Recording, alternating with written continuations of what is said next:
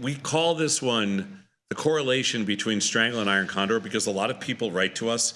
We get all these crazy emails that talk about, I want to do a synthetic strangle because I don't want the risk. I want to use less capital. I want to find risk.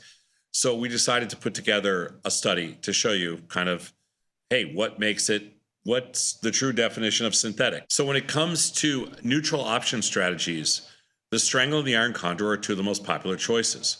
Both strategies share many similarities, but how close are their performances? And that's the question. How much do you give up for defining the risk? How much do you give up for using less capital?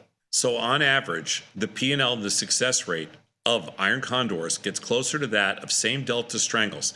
That means when you short the same strike, as the width increases. But the next question is, how correlated are the returns? So as you can see here, as the width gets wider, the returns get closer to being, the returns of a $10 wide strangle get very close to being the same returns, both win rate, P&L. I mean, it's not exactly the same, but it's closer. Win rate, P&L, and the premium you receive. When you go narrow, they're nothing. They're kind of like two different trades. When you go wide, they get a little closer. Sure, and I always talk about that, trying to get like a smaller sized account to simulate a strangle by going wider with their iron condors. You use a lot less buying power. Of course. So to explore this, we analyzed the performance of the SPY using 20 delta strangles and 20 delta iron condors with 4 different size wings, 1, 2, 5, and 10.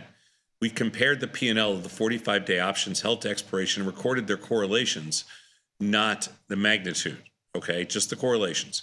This chart shows that although the P&L of iron condors and strangles can vary, they exhibit very high correlations regardless of wing size.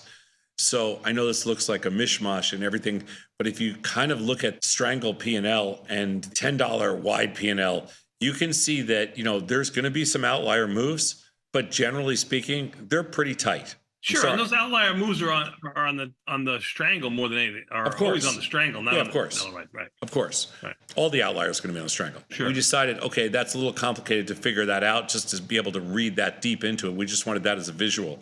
So for further analysis of the correlation, we show that the wider the wings, the closer to the performance that iron condors get to strangles. So iron condors with wings wider than $10 can be considered synthetic strangles. So what you get here is the $10 wide and the strangle, they have a correlation of almost 98%. Whereas in other positions, the correlation is significantly, well, I shouldn't say significantly, it's still decent. It's much better the wider you get. Anyway, the correlations are going to be a lot higher than you think all the way across the board. The wider you get, the better the correlation. So the takeaway here is that iron condors and strangles with the same delta exhibit highly correlated returns. If you're $10 wide and you're 98%, that's pretty damn close correlation wise. The wider the wings, the higher the correlation. That's all you ever have to remember. You want to do a synthetic, just widen the wings. The wider the wings, the higher the correlation.